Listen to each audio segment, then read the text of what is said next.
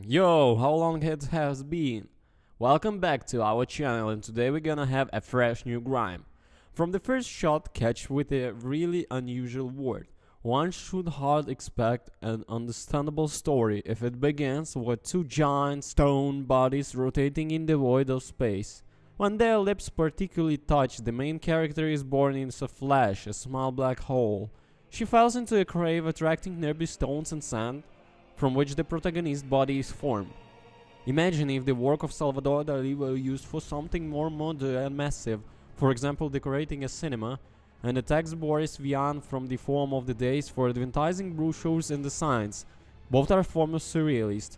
So in Graham, the semi-familiar soul-like Metrovodia was placed in a surreal world, where stone heads and faces are all around, where a huge statue can suddenly fall from the sky and then will jump on its hands, where you even have to fight with your heads and the pitchers can push you away with their hands. I would like to say by the end this phantasmagoria will make sense, but no. The interpretation remains with the player.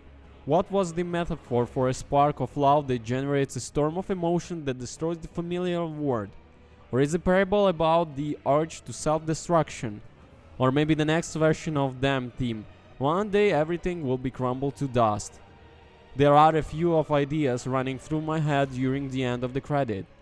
History is a puzzle, without a solution. In the same Dark Souls as in from other software creation, the world itself was mysterious, but at the same time the plot goals were always clearly indicated. In Grime, it's unclear what to strive for both the protagonist and the player.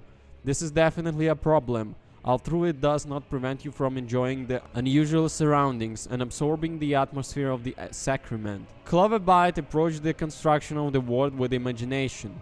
For those rare facts that the game nevertheless tutors, it becomes clear that a certain breath once brought to life the Barrel's lands. Its echoes are still scattered in different parts of the valley and endow the forms with the consciousness. These animated creatures of stone and mud are divided into castes. The better the body, the higher the position in society. For example, all sorts of disappointingly built dwarfs admire the athletic build of the protagonist and then addresses him to the spirit of exclusively honed. Absorbing attacks is basically done in the same way as a parry in other game. Here, however, you use your head to start off the damage, and you also suck in when they're attacking you. This is not only destroys the enemy, but also helps unlock the new powers and changes your breath. Everything is in the game, despite a preacher has breath. And while the form is different for all of them, for you, it helps you to heal yourself. Thankfully, you do eventually find a weapon as well. It's a bit like an axe, but the blade is made up of fingers that extend when using a heavy attack. Most of the weapons are this style grotesque, with one even being a mace that basically screams you when you use it. You can dodge too, and you need to use all of your skills to survive against basically everything in the game that wants you dead.